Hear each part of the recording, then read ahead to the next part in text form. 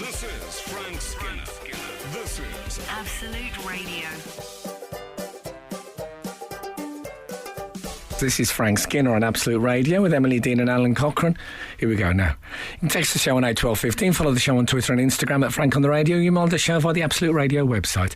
I am still after terms and condition voiceover work on the adverts. I don't mind having actors and that doing the bits. I'll just come in for the absolutely razor sharp stuff at the end. Yeah.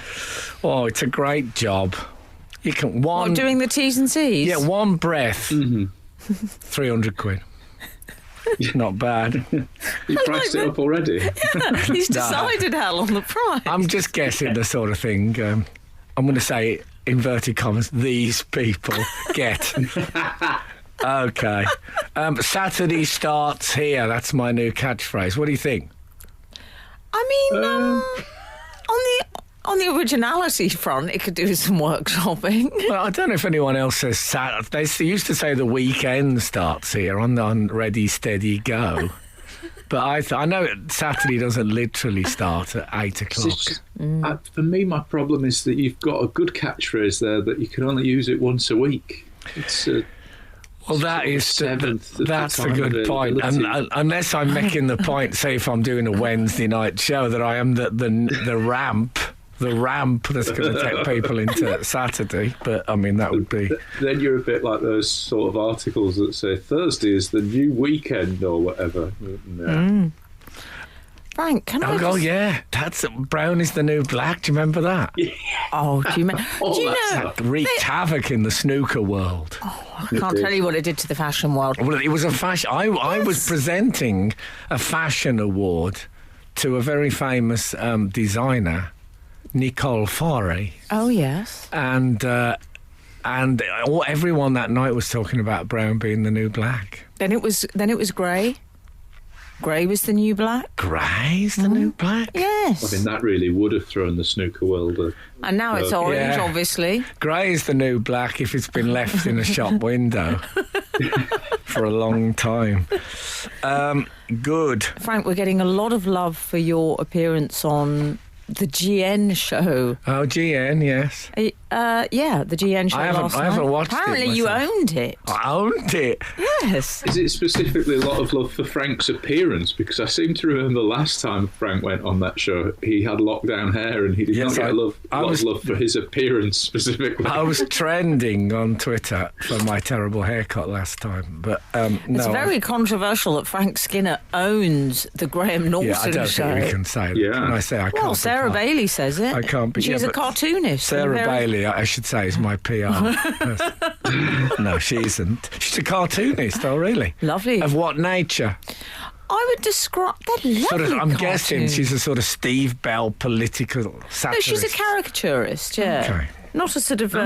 not one of the ones you see in court, Frank. The great joy of the Graham Norton... To be on the Graham Norton show plugging a prayer book is, I think, a first. I don't... Michelle Visage was on. Did she have a prayer book? No. And the prayer book, I did the thing, when you have a book come out, you'll know this, Emily, and I'm sure you'll know it soon, Al, when you do your Northern Sayings anthology. But you start looking at the charts to see if he's doing any good. And I looked at, I've written this thing called the Comedian's Prayer Book, and I looked it up, and it said on it, there was a thing that said #1 bestseller, and I thought, oh, you what? And I realised it was #1 in the Christian poetry chart on Amazon. It's not even poetry. But I thought that I don't want to be classified as who's going to read Christian poetry. Christian poetry is an example, in my opinion, of two good things combined to make a very bad thing. You know, you can do that, like leather trousers. Two good things. It can work the other way. Two bad things used to make a good thing. Reality television. Yeah. If anyone can think of any examples of these when two good things are put together to make a bad thing, I'd love to hear them. 8, 12, 15. But can I just tell you this? The great thing, I didn't want to be number one in the Christian poetry chart, to be honest. Why but, not? you know, I'll tell you what I can get. Okay. Well, there's no one in dog care, can I say? There's no poetry, is it? Well, there you go. But the thing was, I was 3 places above Dante's Divine Comedy. Result. Frank Skinner on Absolute Radio. Any road up. Sorry. You were talking about... Prayer book. Yeah, I've done. I'm not going to ram it down people's throats. I've said my piece. I will. It's a comedian's prayer book, Frank Skinner, and I am downloading it right now. Oh, I'm you? ordering. Are you? I always order Frank's items. It's you, is it? It comes up, if you like this, Yeah. you're like this. I told you what And was then- on my Kindle top picks for you, and it was my autobiography. Oh, that's good. Yeah, 4 stars. Yeah. Oh, not so great. Why don't you just punch me in the stomach, Kindle? Do you ever think when you meet someone called Aaron that their family, their parents never really went the extra mile, did they? Page 1, the names book. I always assumed that they were big Elvis fans. The Oh, parents. because of the middle. Do you know he had a twin who died at birth called Jesse Guerin? Oh, yeah. So it would have been Elvis Aaron and Jesse Guerin. I think when I meet people called AAA, I think that as well. Hey, what is that?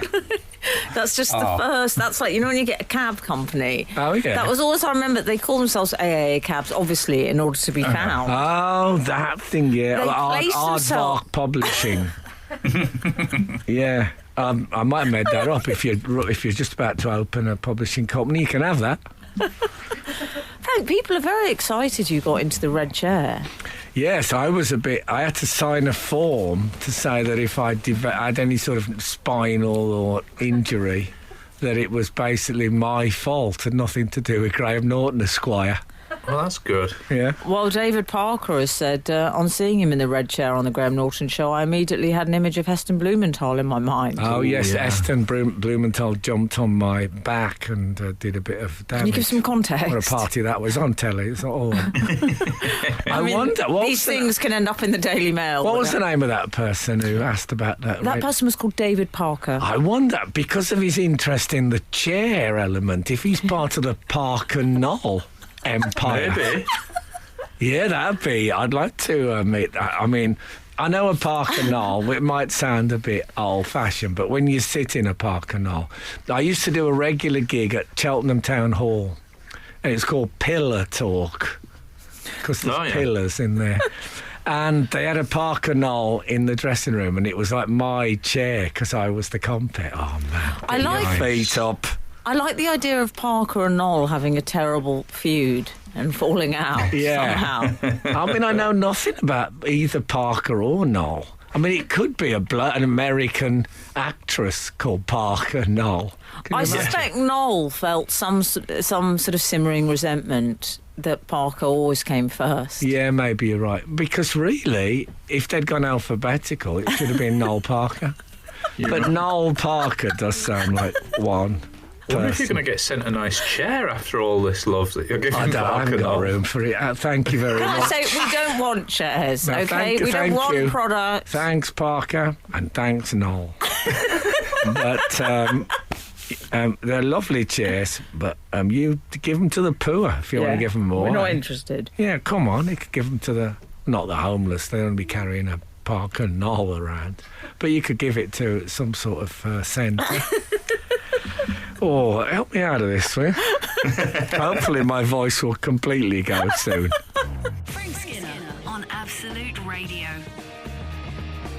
This is from, I just want to share this with you, from the sunny Lake District 223. Okay. Morning, folks. I found myself wondering on the morning of the 1st of April what Frank was doing.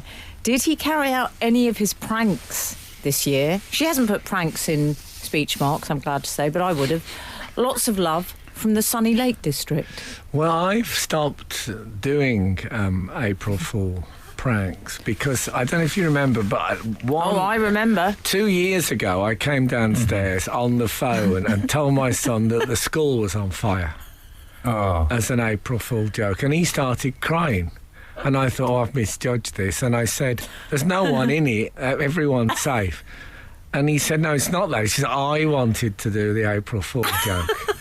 And I thought, you know what? We've reached that point now, the ultimate parental sacrifice where I become the straight man. So since then, I go down and Buzz does it, does he? Buzz does it. You get pranked. But Well, I hope this the year, apple falls far from the tree, because I seem to remember your material included "Help everyone, the toilet's broken, April Fool." well, it's funny you should say that because Buzz this year, I actually talked about this on the Graham Norton show last night, but nevertheless, Buzz said to me, oh God, there's a leak in the toilet. And I thought it was just going to be I'd go in and there wasn't a leak, but he'd actually put a leak vegetable on top of the toilet. Oh, that's good. It was. I was really impressed by Yeah. it. And See, that's a proper joke, Frank. yeah, it is. It's a proper joke. And I'll tell you what, we brought it back in and Kath put it to one side and I knew that I'd be eating the leek that had been on the toilet and she wouldn't. But yes. Okay. But Mike, can I just say, if you didn't see Graham Norton, what most of the comedy, I don't know, they might not even put that bit in, but most of the comedy came from the fact that my toilet is it's mid-repair, so the walls are plastered but not painted at the moment, and it looked terrible. And as you can imagine, that was picked up. And I explained that we actually lived in 1970s Moscow, which is what it looked like. But we will mend it. We've also had a missive in from 761 who has some information about Parker Knoll. Oh, good. Knoll was a fighter pilot who got sick of being in uncomfortable seats. Well, I mean, if you said to someone, what are the cons of being a fighter pilot? Well, like the furniture, essentially. Exactly. I've put one of those beaded seat covers Do on you the think back. Noel would say, how's work been? Do you know, it's so stressful. Yeah, it's just the there's pressure on my back. There's no footrest. Brilliant. Wow, that is... And what was Parker's motivation, I wonder? Well, presumably. I mean, Profit. as the chauffeur to Lady Penelope, he Well, also exactly. would have endured back problems. Are you quite comfortable, milady? Yes, Parker, but Noel has been complaining about the cockpit again. I'll try and amalgamate with him to see if that problem can be solved, milady. And thus, Parker Noel was born, ladies and gentlemen. Frank Skinner on Absolute Radio. By the way, if I sound a bit croaky this morning, I think I may have what's known as a summer cold. Ah. Summer cold makes me feel fine. Come on, everybody. You'd Blowing think it would down. stifle your singing, wouldn't you? You But would, no. yeah. Actually, it blows. Where does it blow down? Is it the back roads of your mind? I believe so. Wow, the back. What blows down the A roads of one's mind? I don't want anyone going down the back roads of my mind. Thank No. you very much. That's I don't. I tend to stick to the motorway when it comes to. that's a no entry area. Thank you. I like, from now on, instead of saying, oh, that's on the tip of my tongue, I'm going to say, that's on the hard shoulder of my mind. What do you think? Lovely. I think it So- works. Anyway, so I'm taking things for it, and I'll try and get through. Oh, Doctor Radio, darling. Yeah, absolutely. Oh, nice. Okay. What else? Well, you asked the wider world if they could think of two bad things that make a good thing or two good things that make a bad thing. And I can't remember the EGs that you gave out. Can we No. say the wider world, that was not an example of fat shaming? He means people. No, not this time. Yeah, exactly. Well, Derek has suggested salted caramel. It's just wrong. Yes. Two good things that make one bad thing. People get angry about salted caramel. I think it might be the new pineapple on pizza. The first time I had salted caramel, I was given it on the recommendation that it was Barack Obama's favourite sweet. Oh. Was it? Yeah, apparently. But I don't mind it, actually. I like Me neither. I like a bit of salt on everything. I don't mind it, but the salted caramel, I mean, it's too much now. I don't want it everywhere. Yeah, it's all over the shop. Crisps. You can get salted caramel Sometimes, yeah, exactly. What's wrong with a nice bit of... Oh, that sounds silly. No, I don't think you can, actually. I made that up. I think I was thinking of KFC. I am going to get some. I really want to try. Don't send me any, but I can afford them. But I've got it. KFC crisps, my two favourite. That's an example of two good things put together to make. I mean, it might be horrible, but I'm guessing it'll be fantastic. KFC crisps, is that a thing? That's Gary. That's Gary Lineker's new campaign. For goodness' sake. Is it really? Yeah, and he does a brilliant thing at the end.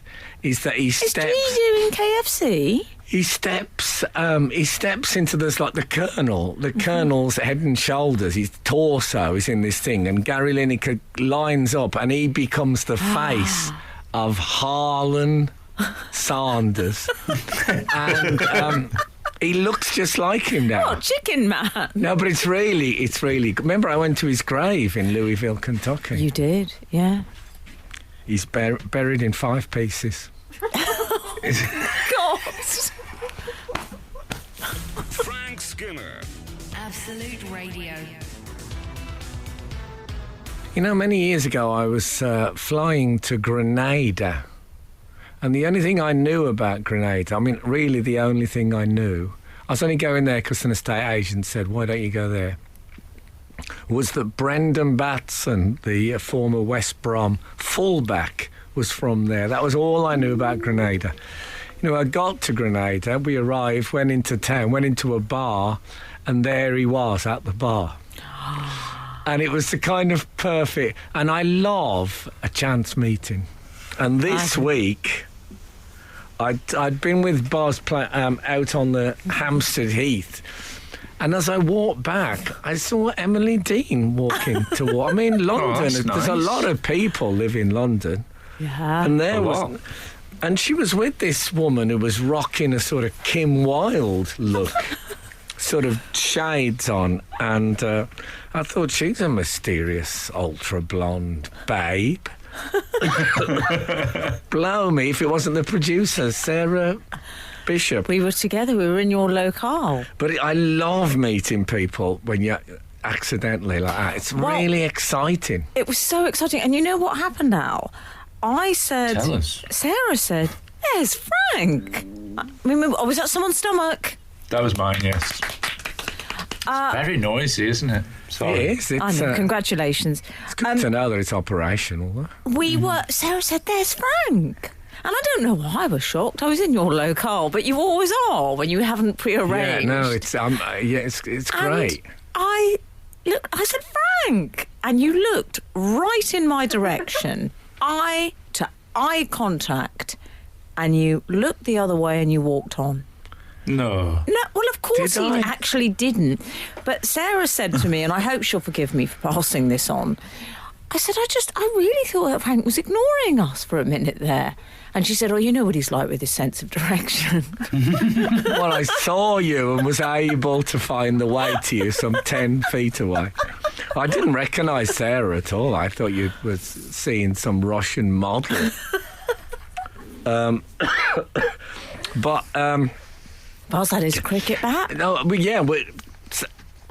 Emily said to me, have you been for a walk? I was carrying a cricket bat. And I said, look, it can be rough round here. Mm-hmm. But I don't just take a cricket bat as a tool to protect me whilst walking. It was good, though. Kim Wilde, by the way, had a single called Shane. Do you remember that? Did she? I like to think that she wrote a follow-up to it, which was never released. That's an in-joke for our regular readers. Yeah. You know, look after the locals and they'll look after you. That's what I reckon. Did we get any Parker Knoll news? No, we haven't had Parker Knoll updates since the Parker we've done Knoll Parker Knoll. breaking Yeah, of course. news We about we never about the found out about comfy Parker. furniture. I don't like Parker's mysterious sleeping partner status. Yes, any information on It's Parker? all Knoll. Yes. 989 has sent us a fine example, I think, of two good things that make a bad thing. Morning all, two good things that make a bad thing. Slipper socks. Two very good things, but when brought together on a hard floor, they can cause a cracked coccyx. Surely they have those plastic dimples usually. Maybe not often enough. Yes, I would have thought so. You don't have those. You're playing with. Imagine on a wooden stair. Yeah. Insanity. Well, I own some slipper socks, but I don't put them on often. I don't know what point between barefoot and sock do you go slipper sock? Is that when you're staying in all day? I suppose at the moment we'll find there's been a slipper sock boom in recent times. I think I very much associate them with the Roaring Fire, the slipper sock. Do you? Yeah, and the mini break. We've had, just briefly, in a 1980s Judge Dredd story, a man changed his name to Aaron A. Aardvark to be first in the phone book. The next day, the city's regime decided to start executing everyone in alphabetical order. That's from Paul Goff. That's a great story idea, though. It's great. We were in Judge Dredd. Do you remember us three? Yeah. Yes! That the artist incorporated our names onto 3 skyscrapers. Oh, we've lived a life. I've got to tell you, we really have. I'm hoping it will continue. Can I apologise again? Can I say, by the way, on the subject of my voice, that I have done 2 COVID tests in the last 3 days. So please don't think that I'm endangering my colleagues coming in and thinking, it's just a persistent cough and I can't taste it. It'll be fine. I've checked it out. It's okay. This is Frank Skinner. This is Absolute Radio. This is Frank Skinner on Absolute Radio with Emily Dean and Alan Cochrane. Text the show on 81215. Follow the show on Twitter and Instagram at Frank on the Radio. Email the show via the Absolute Radio website. I shall get that offer if it kills me. That was good. I'm getting quicker, I think. I think it's about practice, you know. Ping, ping, ping. On the subject of alternate careers for you, I might get offered the modern Major General as well in a Alan Gilbert O'Sullivan. Not Gilbert and Sullivan, not Gilbert O'Sullivan. Or you could do I'm Not Getting Married Today in Company. Oh, yes. Oh, is that one of them? Yes, very much so. Okay. Sorry, Al. Over to you, I was Al. in a student version of Company when I was at drama school. It's good, isn't it? Which part were you? I don't think I was any part particularly. Oh, that's quite unusual. Let me play. One of those spear carrier roles in a musical. Okay. We were going to discuss alternate careers for you because you're lining up your voiceover work. Oh, yes. It's nice to have something rolled over the pocket in snooker terms. Exactly. Yeah. Well, I think there's been a news story this week that is the major example of that I can think of. Andy Murray has revealed that he's interested in becoming a golf caddy for after his tennis career, which I don't know much about golf, but I do know that it's like the caddies, they basically follow around a bigger star, don't they? So they're not famous in and of themselves, are they, the caddies? No, I can only name. I remember Nick Faldo had Fanny. Do you remember her? No. She was a Swedish woman. She was the only female caddy I think I ever saw on the men's circuit. And I'm no golf. I'm quite resentful of golf because I always think golf pioneered the luggage on wheels concept. Which, as you know, I hate. You're not a fan of. Yeah. But, Fanny was always there. She was like a tall blonde woman, as I suppose you'd expect from Sweden. And she would be there. And they don't just pass on the clubs and pull the thing about. They're offering advice and talking about the weather conditions. And it's like having a little advisor with you on the thing. It It's like Dear Deirdre following you around and carrying your bag. Fabulous. They say like a complicated version of like, this hole's really far away, so I'd whack it if I was you. Yeah, but yeah, with nuance. If you add a little bit of nuance, but use that as your scaffolding. I mean, yeah, this is only 3 foot, so don't whack this one. Yeah, you know, it's all that sort of stuff. Isn't it? Imagine it sounds quite easy. Imagine saying that to Folder. He wouldn't have took it well, would he? Don't whack the pot. I think it would suit Frank. I have to say, or actually, maybe I should address you, Al, because I'm talking about Frank behind his back. Mm-hmm. I think this would suit Frank very well because it's sort of very much what he does. The golf caddy. It's a bit like when he approaches Andrew Lloyd Webber, for example, with some notes after watching one of his musical performances. Yes, I think it's probably easier if you've been paid in that role rather than volunteering. Yeah.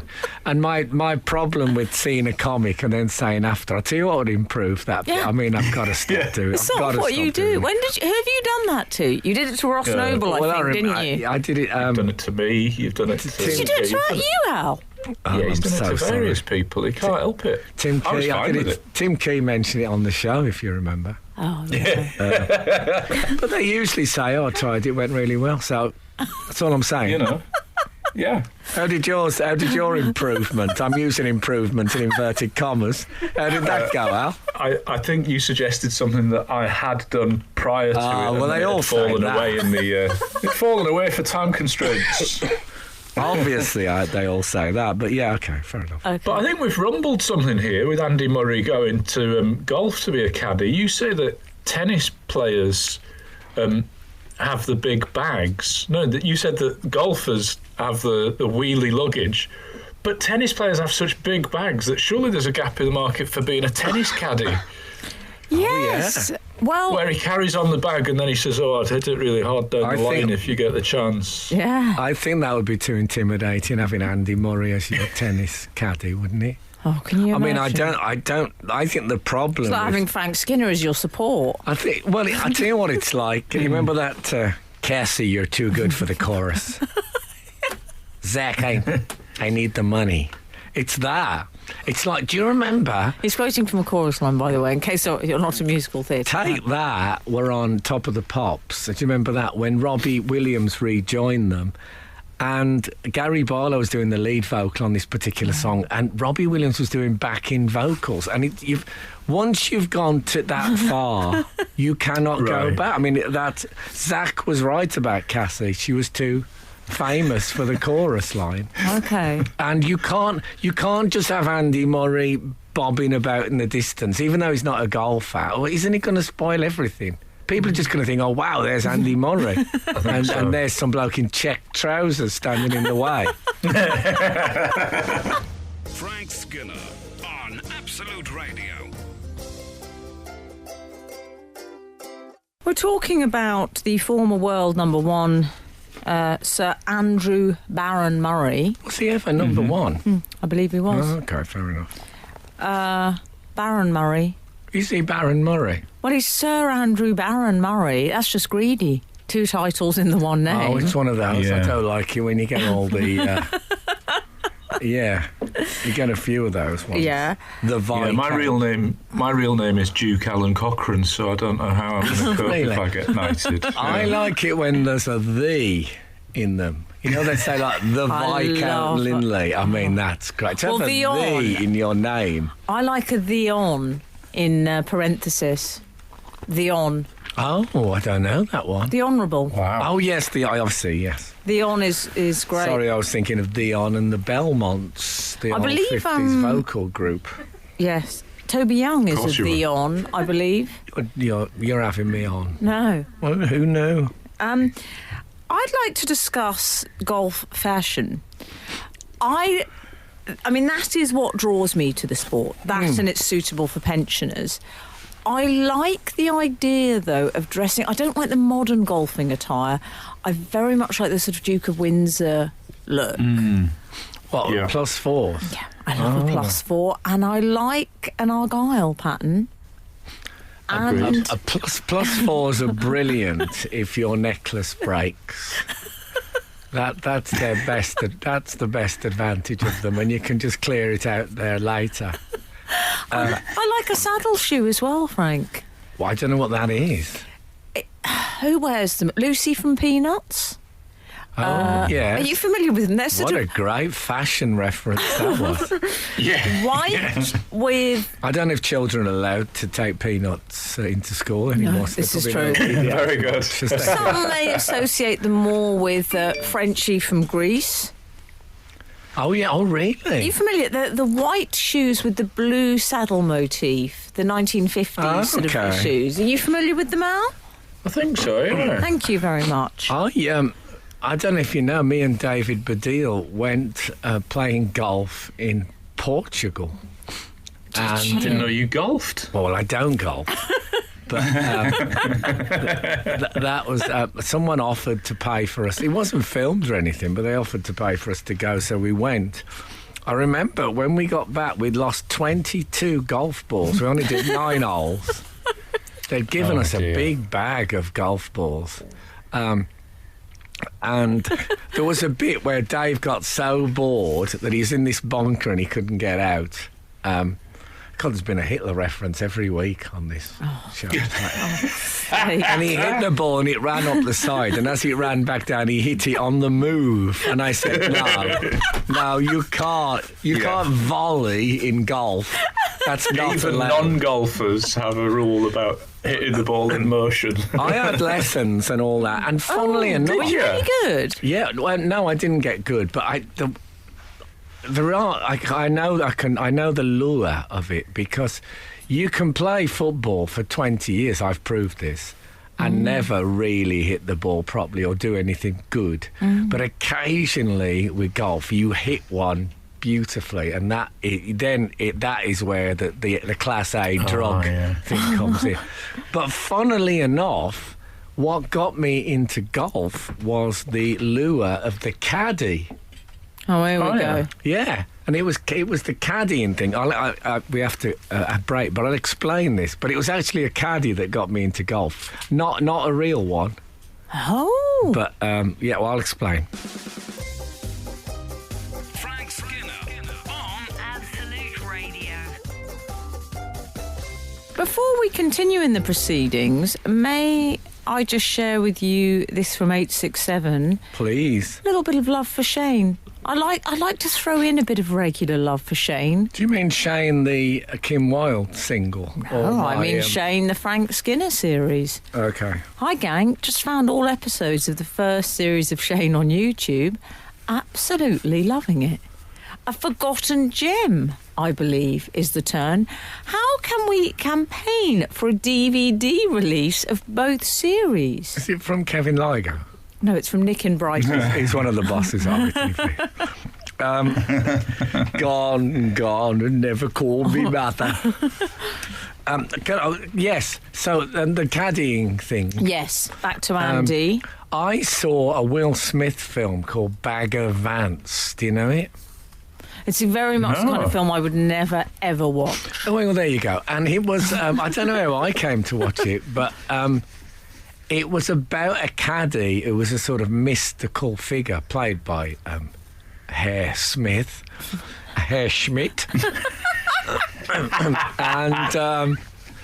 And he's very helpful, but he's clearly got something else. There's something supernatural about Bagger Vance, and I loved it. I loved it. I loved it so much. I bought the book, and I don't know if it was a novel and then became a film, or if I bought that loveliest of words, the novelisation of it. Yes. But I read that, and that's why I started having golf lessons. This thing, because he talks about the golf course in a sort of a. You know, it's a living animal, and you have to hear it breathe and feel it. You have to love it. And I thought, wow, it really was special. It's a sort of field of dreams for golf. Can I ask you, Bagger Vance? I was always confused. Or is it Bag O Vance? No, like it's fillet not, o fish. It's not. No, like Match O the day. Yeah, like Bag O Tommy Vance. Guns, roses. No, it's a bagger. Apparently, is a colloquial term for a caddy in America. Did you know that, Al? Oh, I did not know that. Okay. And also someone, of course, who gets the first go at something. As in, hi, baggies. Did you do that in maybe suburban? Yeah, Bagsy's. Bagsy's, yeah. Bagsy's. We did Bagsy's. Yeah, it's a brilliant. And when me and Dave Badil had our lessons in Portugal before we went out on this big man-made course. The guy who taught us, he had a bit of the BV about him, the bag of vans. Was David any good at golf? No, of course not.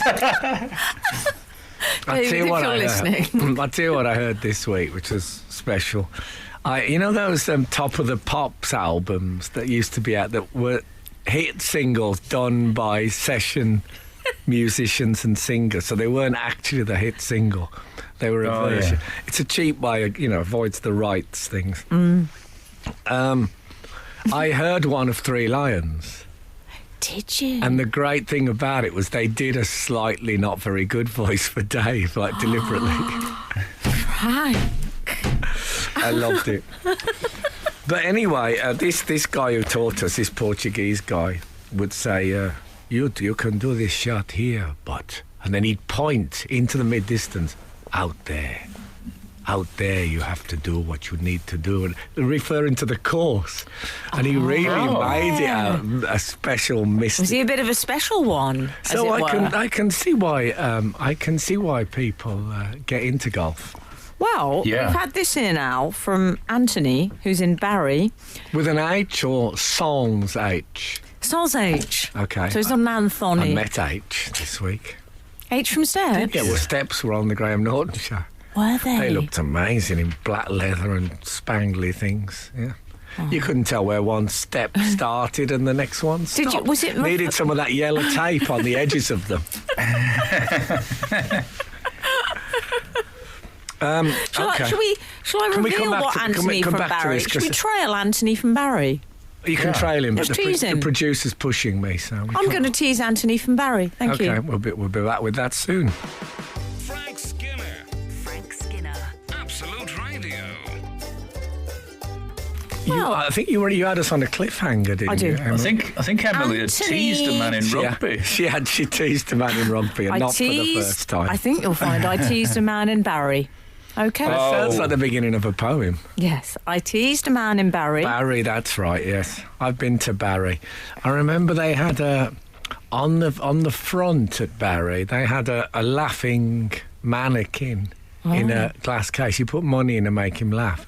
It's the most terrifying and I love laughter in all its manifestations. I'm not fussy, but it was a real spine-chilling laugh from this mannequin. I wonder if he's still there.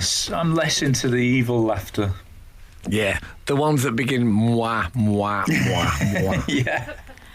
Well, moving off the front of Barry and back to Anthony, Anthony has this nugget. At one point, Tiger Woods' caddy, Steve Williams, was the highest earning sports person in all of New Zealand. What? Wow. Yeah. So they get the big bucks, the caddies. Yeah. I think they get a commission on the wins, and I think the bigger the tournament, the bigger the commission. So, like, if they win... Like, this is all that Al knows about the caddying business. It's all that I know, It's what they get. And they mainly work weekends, so that frees up their week to have a day job as well. So. I believe... I think not all of this email has come out, but from what I can gather, what he seems to be saying, Anthony, is that it was to do with the percentage of winnings. That's how he was paid. And as Tiger wasn't doing too badly for a while there. Yeah, true. Mm-hmm. You know, Anthony, he got paid in full. I hope he's sincere about this, Andy. I really like the idea of him doing something, because he's made presumably enough money to do nothing. But I worry about it. Being an ex-sports person, you know, you end up just getting invited to, like, wine tasting in Dubai and stuff like that, the tall ships race. Yes. And I think it can be a hollow and empty existence, whereas if you take on another job, like in the old days, they used to own a pub and stuff. Oh, they'd always own he already owns a hotel, doesn't he? Does he? Which I stayed at, may I say. Oh. I went up there for a walk with Was he there? Ma Judy. He wasn't there. I went to meet Ma Judy. Ma Judy's there. Well, I should think the service there is excellent. Well, I think that's very good. I knew you'd have to lob that one in. Aye. Very good. I did wonder if Andy Murray could help out in the kitchen. If he was to get a tennis racket restrung with like cheese wire, he could chip the potatoes, couldn't he? Like if you just performed a serve fast enough. Can I tell you what's nice? Sorry, Frank. So, but wouldn't that be you'd love it, wouldn't you? If you went there and he was just in the corner at breakfast, walloping baby bells to each toe off his racket. Do you know what? But that's a story you'd tell forever, isn't it? Yes. You'd want that. Do you know what I did love about the Cromlicks? It's dog friendly. Well, it's called the Cromlicks. Cromlicks, yes. Okay. Judy did not want to buy it at first. She told me that because there were bats in there. She thought it was a bats. Yeah. Oh, that's another sport. Yeah, it's rackets. She prefers the term rackets. Yeah, exactly. But what I loved about the Cromlicks, it's dog friendly. They treated Raymond like a queen. Really. Lovely. Is the Cromlicks was that the pet name for what Cromwell's wife used to call him? Oh, anyway, I can hear the Cromlicks is getting up. I better go. Oliver. What I loved also about it, it's fabulously dog friendly. B, there's a glass cabinet or armoire in the lobby. Not with a horribly cackling mannequin in it. No, with a copy of Judy's book. Oh, I thought you were going to say some piece of tennis memorabilia. No. And that's what I like. It's just there. If you pass, you can buy. There's the odd bit of memorabilia. And it's called... Do you know what it's called? I thought it was quite a good pun, Frank. Go on. Knowing the score. I see, yes. Yeah. I thought it'd be something about like being the mother. Murray Mint. The mother load or something like that. Oh, lovely. Well, that's not quite right. So you're going to give us some advice maybe, Frank, now it's published? Yes. Sid Little changed his. He had a better idea and changed it. He had a name and then he had Little by Little, which he thought was better, so they renamed it. That was nice of you to phone in with that. If anyone wants to text in with a better title for Judy Murray's autobiography, 81215. Frank Skinner. Absolute Radio. 984, Judy Murray's autobiography, titles, suggestions, some, I would say at least sort of 6 years after its publication date, but nevertheless, Net Income by Judy Murray. It's good, but it's good. It's good, but it's not right. 197. I wanted something about being the mother of... Well, 197 has two suggestions. Judy Murray without spin or From Weaning to Winning. Oh, yes. I think that's something good. like All My Eggs in One Net. Something about mothering. Okay. All my eggs in one I don't know about all my eggs in one net. That's rubbish. I think it might be the worst suggestion you ever made in your whole life. I'm doing that to make the people who sent them in feel better. All my eggs in one net is not your best. No, it's not the one I'm at. What if she'd brought that out as I mean, people would have just spat at it in the bookshops. Spat at it. So, Victoria Pendleton. Oh, yeah. You've always been a fan of her I've work. always been a fan of Victoria. Cyclist. Well, no, but she did it, didn't she? She did the career change. She was a fantastic cyclist, incredibly successful, and then became a horse racing person. She so did. She's yeah. And there was some cyclists who I can't remember who went on to motorbikes. And I like the idea that you can go backwards or forward. It's like cyclists have a sort of the Ascent of Man poster at a wall with a little counter on. They can move. Yes, I'm going to go backwards to horses. Oh, I'm going forward. In fact, I'm going right up to microlight. Oh, well, I'm going to do walking then. And all argue about where they are in the range of man's advances. But yeah, she's quite doing all right, I think, as a horse rider. They need something, the sports people. It's not enough tall ships race after party. No, and let's face it, and the pundits' field is crowded. It is, yeah. But you'd think... Well, I think the biggest surprise, surely, of post-sporting and punditry career change is surely the novelist Dick Francis. who went from horse riding to international best-selling novelist. Isn't that like... Nobody spotted that coming, did Was they? he? I didn't know he was actually a jockey. Was he a jockey? Yeah. Oh, well, that's where it's all research. All that was research, Dick. Good work. Yes. Amazing. And What David else? Icke. Yes, he went from... Nobody watching Grandstand was thinking one day he'll be selling out arenas. No, Wearing that's true. turquoise. Was it The turquoise? thing is, we didn't, and I still can't quite name the job that David Icke does. So it would have been hard to predict. Yeah. He was a goalkeeper, I think, originally, and then he went to sports pundit. He's moved around a lot, and now he's an inspiration. But you know what I like about him? He doesn't just sit at home watching the telly. He's always doing it. He's always working. You know what I like about him? Shifting. Can I say, boys, what I like about him, about Ike? Yeah. He's always managed to find a career which allows him to wear a tracksuit. Respect. Oh. Respect. Do you think he'll be in part of the hip hop scene after this? Personal trainer. So I'll tell you what I really like about David Icke, honestly. His 1972 haircut. No, nothing. Frank Skinner on Absolute Radio. This is Frank Skinner on Absolute Radio with Emily Dean and Alan Cochrane. Text the show on 81215. Follow the show on Twitter and Instagram and Frank on the Radio. Email the show via the Absolute Radio website. There you go. Ow. You're doing that really well. Right, I thought there was a bit of fluffing on that. I might have to do that again. Can we do that again, Jeff? Sure. Might have to do one of those. Okay. Yeah. But in case you've just tuned in, I'm auditioning for doing terms and conditions voiceovers on radio adverts. I Yeah. think they would have gleaned that. Well, let's hope so. I never like to. Never assume. I never assume gleaning. No, do you remember the Jamaican Gleaner? Do you remember that? It's a newspaper. No, they used to have it in Birmingham. Anyway, we were talking about Andy Murray, and we were trying to come up with a title for his mum's autobiography, even though it's already out. We had some suggestions, Al, didn't we? I mean, if it was just about mothering rather than about, like, it could be called Motherwell. Oh, yeah. But, Yeah. Because of the Scotland connection. Yeah, but I really want it to be something about two tennising sons. That's the kind of thing I'm after. Well, 811 has got one that includes both parenting and tennis. Motherly Love. Oh, that's good. I think Jamie would take that as a dig, wouldn't he? The love. I would just go for Mother Love. Mother love. Yes, I don't know. Okay, I'm gonna let you keep Mother I Love. like it. It's good. And then we have 004 Serving My Family. Very nice. Very nice. I think Kim Jong-il brought out that same thing at a big banquet that he hosted. Yeah.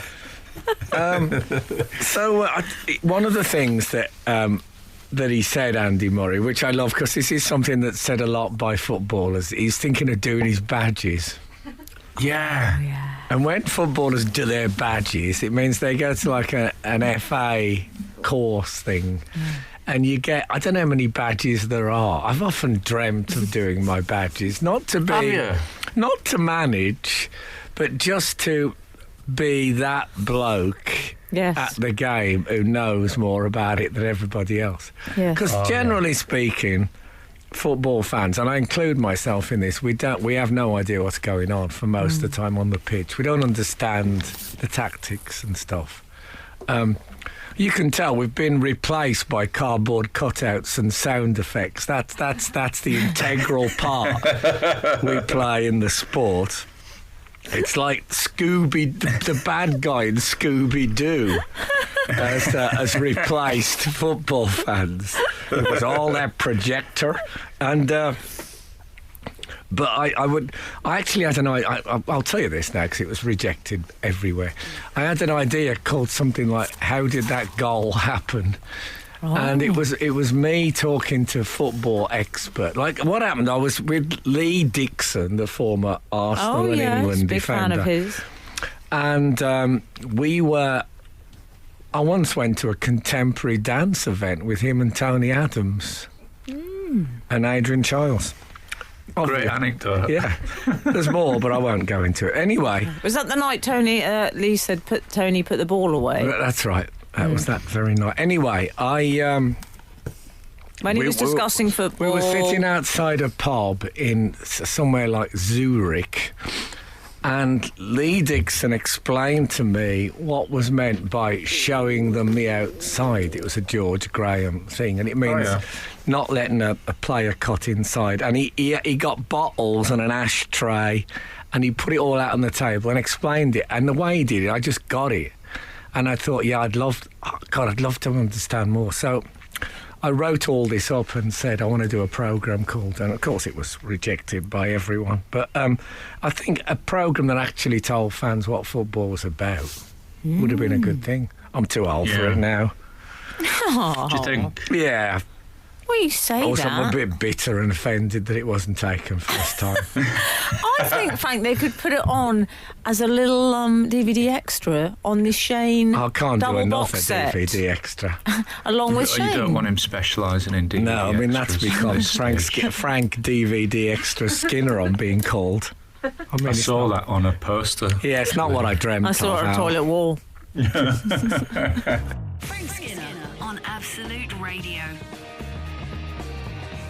We have some. Well, maybe I'll go over to our man in the north, Okay. Alan Cochrane.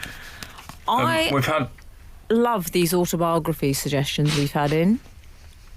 there's been various, wide-ranging in quality, I would suggest. 411 has suggested The Mumpire Oh. Yeah, it's from good. Matt in Folkestone, and perhaps the one that I think might be Emily Dean's favourite is 984 has said Raising a Racket. Oh, that's good.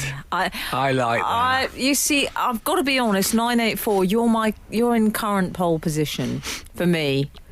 I just like it. It brings in everything in a discreet way. No, it's good, that. Mm-hmm. Yeah.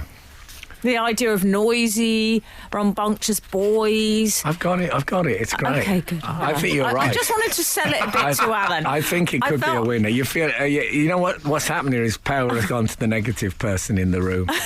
It always happened to me in couple counselling. You don't have to convince Alan if you believe it's yours. Alan can have his own choice. Alan is now going to announce his own winner, aren't you, Alan? No, I liked it. I haven't looked through them all. I just feel like I've given it a harsh review now. It really appealed to me. No, it's good. Raising a Racket. It's got the mother in and Everything. Yeah. I wanted Highly Strung to be in there somewhere. Well, but that it would be good. Yeah, but it's not. It doesn't say the mother thing, does it? No. Okay. Anyway, I think that's the winner. Who was that? That was 984. Well done, 984. And you'll be getting. Oh. Well, speaking of getting When you stuff. love it on a quiz, sorry Frank, on a quiz show, if someone announced the prize and said, and you'll be getting, credits roll. Yes. Well, listen, we had a letter from the Chancellor Herr Hitler. Odysseus Constantine. Do you remember him? Yes, I do. He sends a very lovely art prints from his company Art and Hue in Eastbourne. I don't know. Art and Hue, I think, was the double act that Art Garfunkel did after With Hugh Cornwell from the Stranglers. I thought it was with the hue and cry. No, I think they stuck together, Hue and Cry. But he sent us a collection of prints of the chessmen, the Lewis chessmen, which are very that's lovely. nice. Yes, we'll put one in the post for you, Al. Thank And but for me, as a special treat, he's enclosed an art print. Get this, of Tony Miles. Now, Tony Miles was the first chess player born in. Well, it's born in Britain, but I'm saying the first chess player born in Birmingham, more importantly, to become a grandmaster. Oh, that's So good. what a love. And what about this? He once beat Karpov by responding to the Russians' opening gambit with a shocking move he later called his Birmingham defence. I bet that confused Karpov's caddies, as we might call them, his assistants. Yes, and all that. That was the dialogue played backwards, as you hadn't recognised. Frank Skinner. Absolute Radio. I have to pick your brains to a certain extent, both of you. I obviously we've had a year of lockdown, and I haven't done very many online stand-up comedy gigs, and I wondered if you guys had been doing online gigs or work. Is that right? Well, I've done things like interviews, and I did an audio drama from my bedroom. Did you? Yeah. Because what I've learned Did the in drama last take year, place in your bedroom? No. Oh. It was difficult because the actors, we couldn't overlap each other. Such was the nature of recording. So you had to make sure they'd finished exactly. You couldn't make it, come in and they said, no, we'll do all that later. But we did it, yeah. I'll tell you what I did. I've done a few things. I presented some talk. I've done interviews. And I found it very difficult to come in at the right time. I'm afraid I messed up a few times. And when I came in the audience, you see the audience all come in on those Zoom things. And I just love the fact they don't know I'm just wearing a pyjama jacket. Donald Duck. Well, the dress code is definitely different, isn't it? I did a gig in a hoodie. I don't think I've ever performed live on stage in a hoodie. Very rarely. Maybe a student gig that you don't care about particularly. Well, you're trying to blend, was you? Yeah, something like that. I did it on a skateboard. But most gigs, what I've really learned in the last 12 months is that I am a much more bookable comedian in the flesh than online, because I think I've only done about 5 online gigs and a couple of radio things, and this. But I did an online gig last Friday night, and I got an email back saying, "Oh yeah, you're on last, Alan.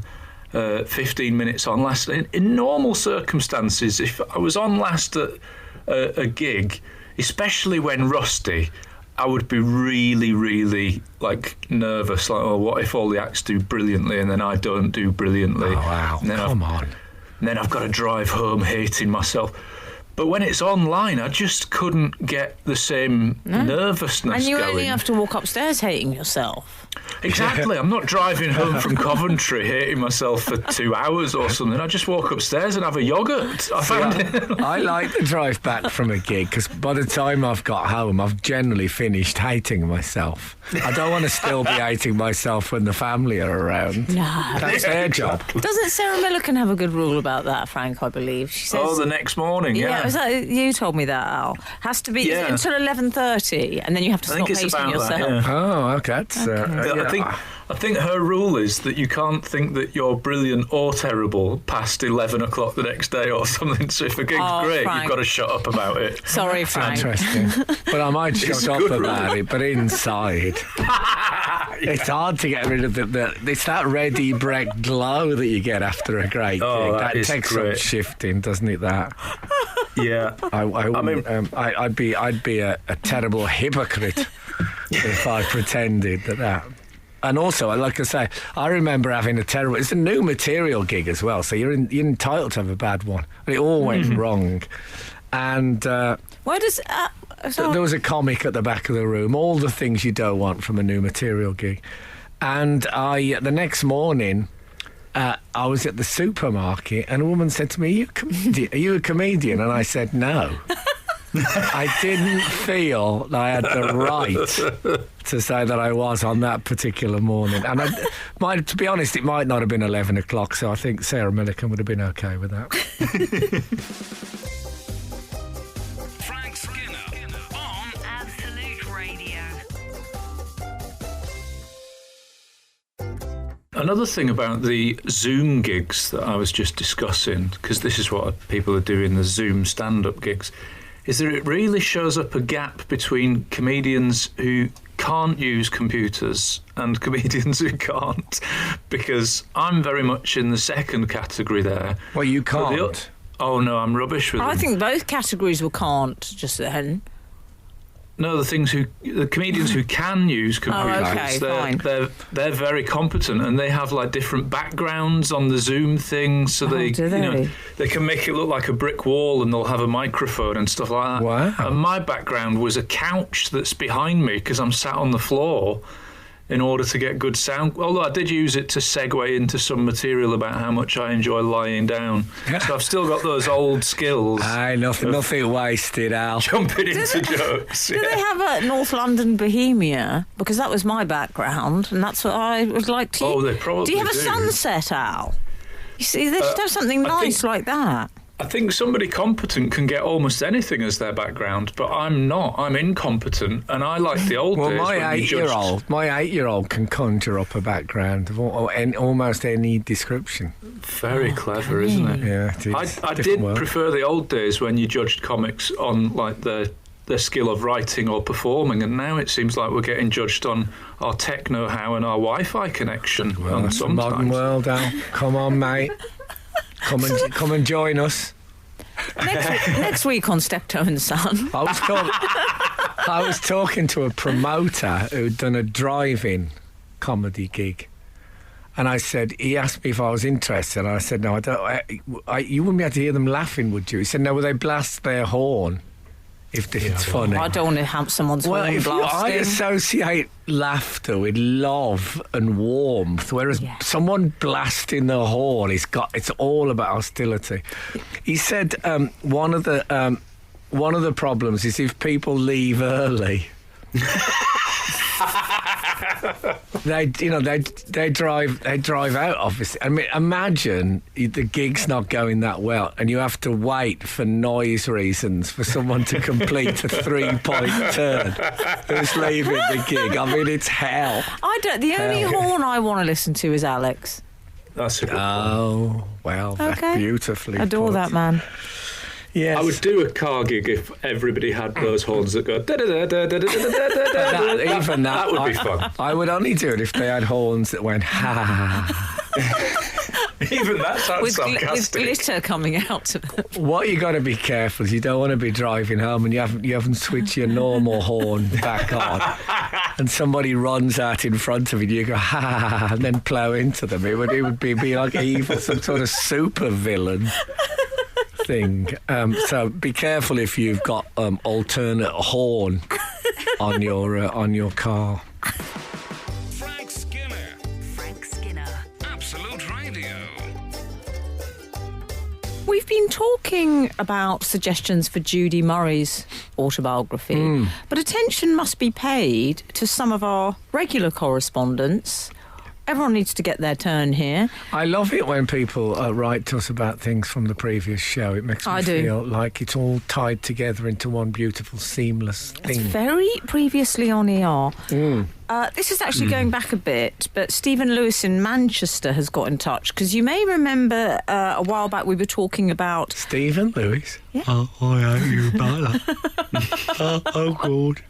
Oh, go on, carry on. We were talking about suggestions for Bernard Matthews' autobiography. Bernard Matthews was the famous turkey farmer. Yes. He was. And Stephen's come up with some. Talking turkey, obviously. Oh, very good. It's good.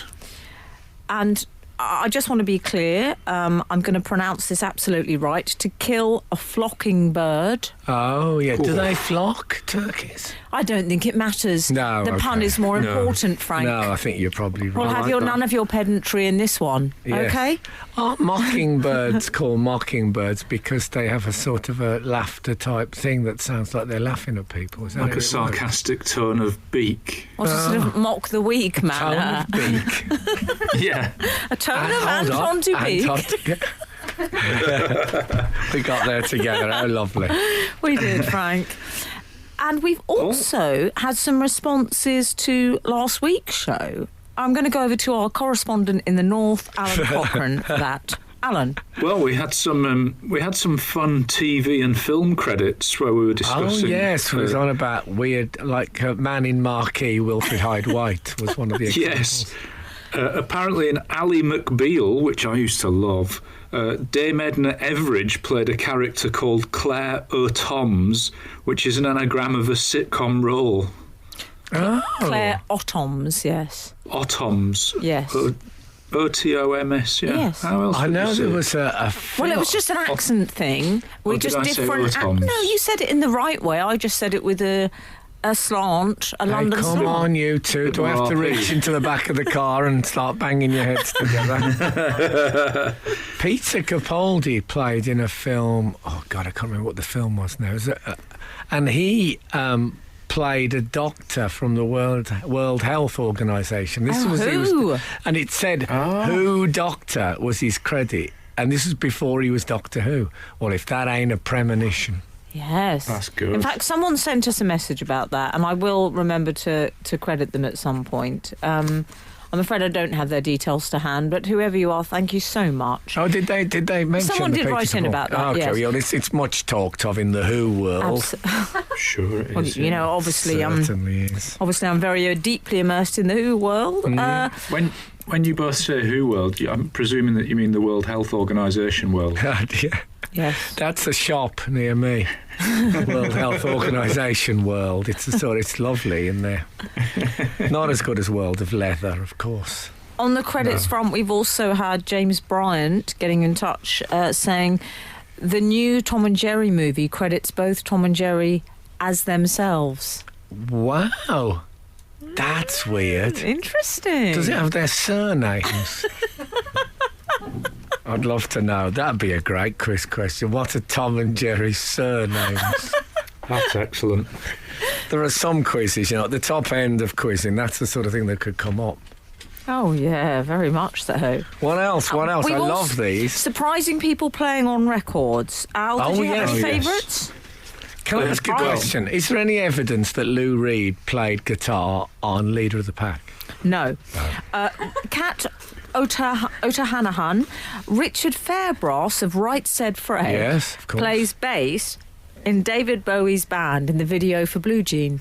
Jazzing for Blue Jean. Does he really? I believe Excellent. Bruno Tonioli dances on the video of I'm Still Standing. Or I'm Elton still John's. standing. Yeah, I'm still- Tonioli. His real name is Tonioli. But he stuck with it. He didn't want to argue with Elton. Or Elston, as is his real name. If you don't know what we're talking about, I apologise, but you know what I mean. There'll be footnotes on the website. Yeah, absolutely. There Yeah. won't be. Have we got a website? We've got a I think website. so. There's an We absolute should look into website. that. Website's a think- bit. Is that a bit old news now? Websites. I still like a website, but I know, but we're no judge of what's new news, are we? no, you're quite No. right. Anyway, look, it's been lovely. I apologise again for my voice today, but we got through it. Thank you. With a lot of support, can I say, from Sarah and Faye, who've kept me plied with lemon and honey and all that stuff. So thanks to them. You're only as good as your team. Okay. Lovely. So thank you so much for listening today. And if the good Lord spares us and the creeks don't rise, we'll be back again this time next week. Now get out. This is Frank Skinner. This is Absolute Radio.